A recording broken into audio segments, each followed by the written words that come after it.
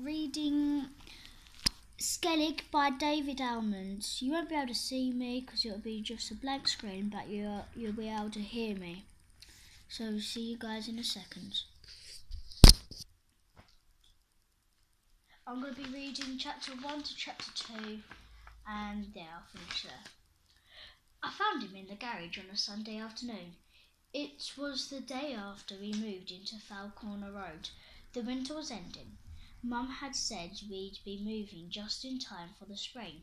Nobody else was there, just me. The others were inside the house with Dr. Death, worrying about the baby.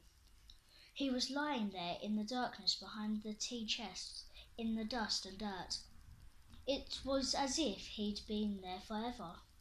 He was filthy and pale and dried out, and I thought he was dead. I couldn't have been more wrong. I soon began to see the truth about him, that there'd never been another creature like him in the world. We called the garage because that's what the estate agent, Mr. Stone, called it. It was more like a demolition site or a rubbish dump, or like one of those ancient warehouses they keep pulling down at the quarry. Stone led us down the garden, tugged the door open, and shone his little torch into the gloom. We shoved our heads in at the doorway with him. "You have to see it with your mind's eye," he said. "See it clean, with new doors and the roof repaired. See it as a wonderful two-car garage." He looked at me with a stupid grin on his face.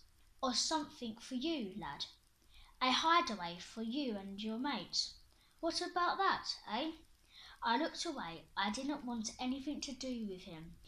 All the way round the house it had been the same. Just see it in your mind's eye. Just imagine what could be done. All the way round I kept thinking of the old man, Ernie Mears, that had lived there on his own for years. He'd been dead nearly a week before they found him under the table in the kitchen. That's what I saw when Stone told us about seeing with the mind's eye. He even said it when we got to the dining room, and there was an old cracked toilet sitting in the corner behind a plywood screen. I just wanted him to shut up, but he whispered that towards the end Ernie couldn't manage the stairs. His bed was brought in here, and the toilet was put in, so everything was easy for him. Stone looked at me like he didn't think I should know about such things. I wanted to get out, to get back to our old house again, but Mum and Dad took it all in. They went on like it was going to be some big adventure. They bought the house. They started cleaning it and scrubbed it and painting it. Then the baby come too early, and here we were. So, hi, that was the first paragraph. First chapter of the story, which is here. All of that and that.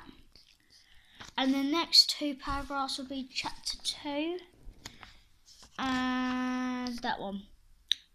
So, and I'll keep going until I get to the end, which I think the end chapter is... Let me have a look somewhere. Need to find it. The last chapter is 46, so I'll be reading up to 46, and I'll read one chapter every day. So see you guys later. Bye.